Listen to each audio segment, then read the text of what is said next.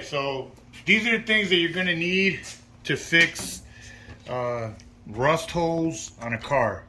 Now, some cars that we purchase are in good shape. There's nothing wrong with the cars, but the door panels on the undersill of the cars usually rust out because we're in New England, so we have a lot of salt. So sometimes these holes are, they're ugly to look at for sure. Most people can't fix them because you can't fill them with nothing because there's nothing for the bondle to grab onto because there's a gigantic hole that gets created, a big cavity. So the way I'm gonna show you today, it's a cheap fix. Yes, this is how do you say, ghetto fabulous or whatever you want to call it. I call it the Mickey Mouse. So it's basically just a quick, affordable, inexpensive fix for a very ugly problem. So one, you're gonna need some sort of spray foam.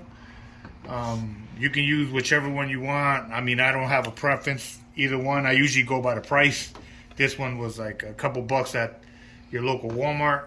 And then, since I do this type of repair a lot, I usually buy the bigger, the 1 gallon jug of Bondo. And, just get, while you're there at Walmart, this together is like 30 bucks. And you're going to need, for the cutting of the foam, you're going to need a hacksaw blade. So with the hacksaw, this is how you get the curvature. I'll show you that at that point. But first, let's show you what a rust hole looks like. This is a Chevy Cobalt. It does have quite an extensive amount of rust, as you can see here. From the top, you can't really see down here. You should. But here, there's a gigantic hole. All under here is just, I can touch underneath inside there. So, since that is pretty ugly, really looks like what you're gonna do is, don't be scared, loosen up. Whatever's loose, I mean, I got a plastic scraper, you use a metal one, a sheetrock scraper, whatever you want. Whatever's loose, you gotta take off, because it's gonna fall off no matter what anyway, so don't be scared. Some of the paint will be bubbled up, so you want to loosen all that up so you know what you really have. I mean, don't go crazy annihilating all the metal, but you want to get whatever is loose to come loose. Just run your blade by one time, loosen up whatever's in here, get it out of there. Be careful because there is a lot of sharp edges on this thing and it is rusty, so you definitely don't want to end up in a hospital, with a tetanus shot because you started bleeding or whatever from it. But basically, that's all you have to do. Just run it through. This is the bottom panel, whatever can be salvaged. This is a very, very large gaping hole. I don't know if you can see inside. We can see inside the car. You should be able to see it. It's a very large gaping hole. It runs the length of the car. It goes all the way to the front. This side over here is not that bad. But this is just the sill. There's really no structural there's nothing structural about this panel here. It's just strictly for decorative purposes, part of the car molding, but there's no structure here. So this is why we can do this. So basically, what you're gonna do is you're gonna spray some foam in there. All right, so once you scrape up all the debris, screw on the tip to the foam and make sure that's ready to go. So now you got air. Just make sure you scrape up all the loose debris that might be on the sill, because remember, this here will attach to the inside. You want to get it everywhere to where it attaches. So you want to make sure there's no debris in there, and then just let it rip.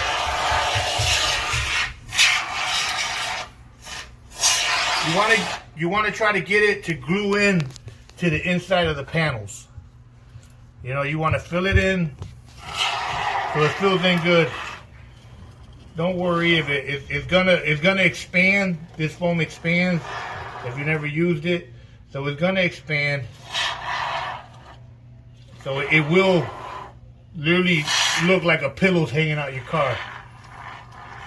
So basically, what you want here is to just put enough material in there to where it fills up the cavity. In some cases like this, where it's just piling out, hopefully your hole's not as large as mine.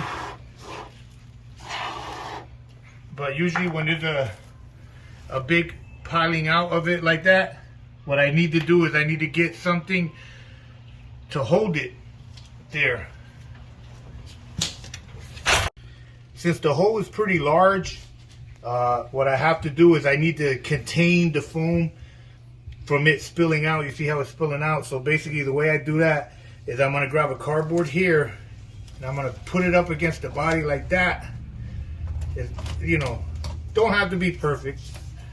Doesn't have to be perfect. Just grab a painter's tape and attach the cardboard like so. Then on the bottom of it, you're gonna need another piece of tape that way to hold it. I mean, you can use on this side, you can use whatever you want, whatever holds duct tape, disc tape, any tape.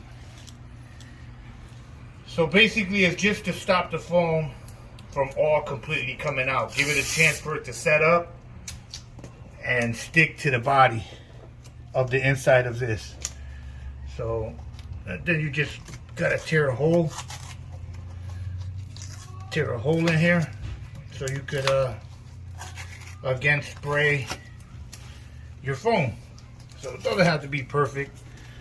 You'll see later what I mean, but this is the rough of it. So just get a hole in there and now really, get the nozzle in there, spray that way. Make sure you go the other way as well. Try to fill in as much space in there as possible, as much air. All we're trying to do is fill it in. And so once that's there, obviously on this side, it's already protruding on this side. So, but that's okay. So you want it to look something like that. Something like that. And then just, this is a very large hole, so I needed to put a little more than needed, than like let's say on this side. But the expanding foam, as you let it sit, it will pop out a little bit, and that's perfectly fine. You want that to happen. You want enough material for it to expand and be an inch or two away from the body. You want that. So that's all you have to do. That is the first step in repairing a large hole like that. Alright, so it's been about 3 hours since we sprayed the foam in. Be careful, don't get on the car. Okay, it's like touch up. But basically, painter tape comes off. The cardboard we use is really on now.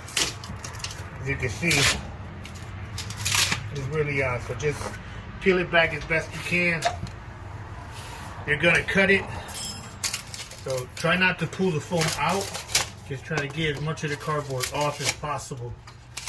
You know, if some stays on the film, that's fine.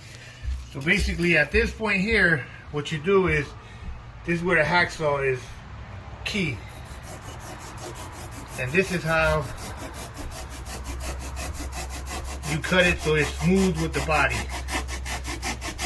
Now your first cut, if you're really good, you can get it really close. If not, don't worry, you can always run it back again and saw it. But this is how you do it.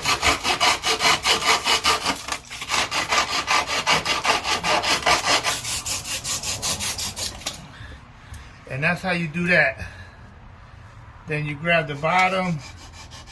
Just try to follow the contours of the car. You know, try to make the straight edge. Don't worry, the body, you're gonna put bundle on top of this, so it's not just gonna be foam. So you can make your harder lines with the body filler. Just, you know, just that's why you want these type of blades like that. Just whatever's excess, just trim off. Don't worry if you make a little impression inside, but that's how you do it. You just get it smooth or just beneath the surface. Don't try not to be too much above the surface. Cut whatever is raised above it. You can see how the body line is. It's really smooth like this. So that's how you do it. That's pretty much good there for me, because I'm gonna smooth it out with the body filler. So as long as it's like that, see, like here, I want to try to get that. All right, so now we're at the stage where after we cut it off with the file, then use a 60 grit, just run it over, you know, take off whatever foam is sticking out. Then grab the bundle, pour some on a cardboard or a mixing sheet if you have one. You know, cover the bundle back up. You know, make sure you got enough bundle to go over it right. The first coat, the first how do you say? The first coat don't need to be perfect. But since you're gonna do 2 coats, make sure you put enough hardener in there. This is not enough hardener here, but so like that, it dries up pretty quick. So it dries quick, and you can put another coat, you know, in about 20 minutes or whatever. So you want to have enough of this hardener, you know, buy the big tube, depending on how big the project is, and then just mix it up normally, like you would anything else. Get it to the right color. Make sure it's a good mix. You know, see how it is? It's not properly mixed. You gotta just mix it in there. And it does smell a little bit, so if, you know, you're not too good on chemicals, this really does smell.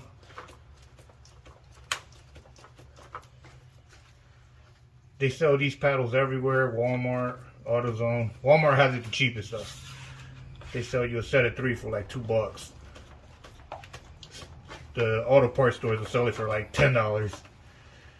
So you can take a go down to your local Walmart, buy you the bundle and the these little pads here, so you can spread it on for just pennies. Literally. So basically, the first coat, what you want to do is not be shy. You know, you're just trying to cover up the foam. That's all you're trying to do at this stage here. You're just covering up the foam. That's all you're doing.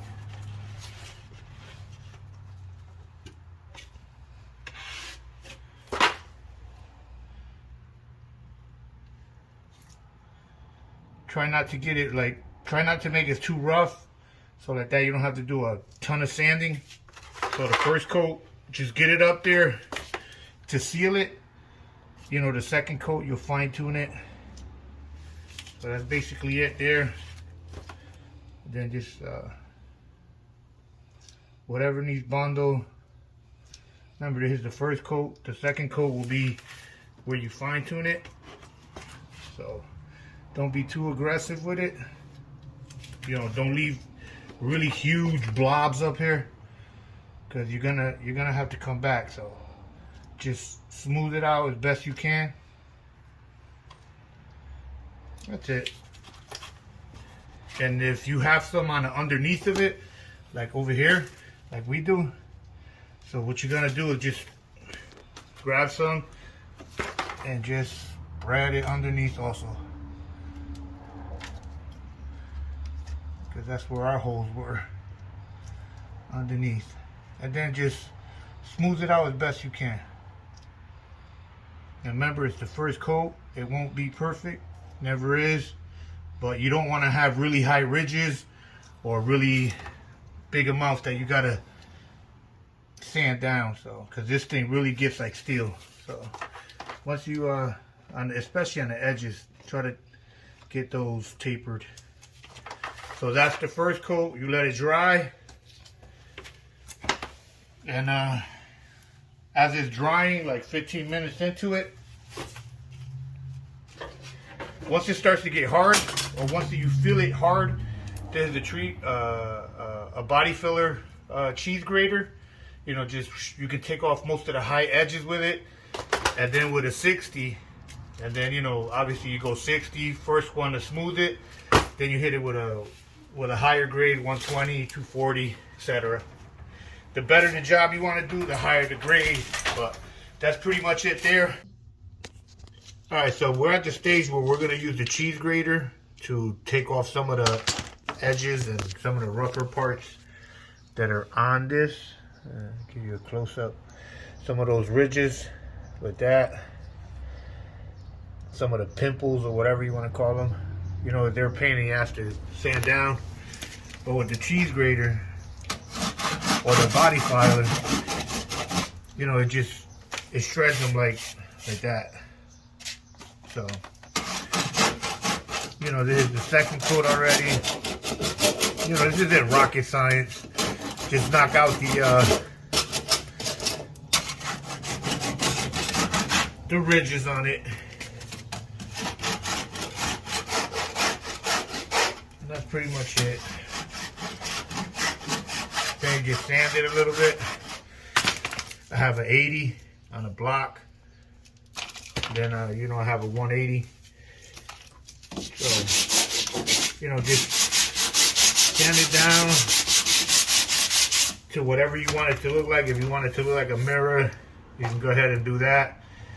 Me, I'm just going a little bit over it because it's on the bottom of the car. This is not even visible from the top.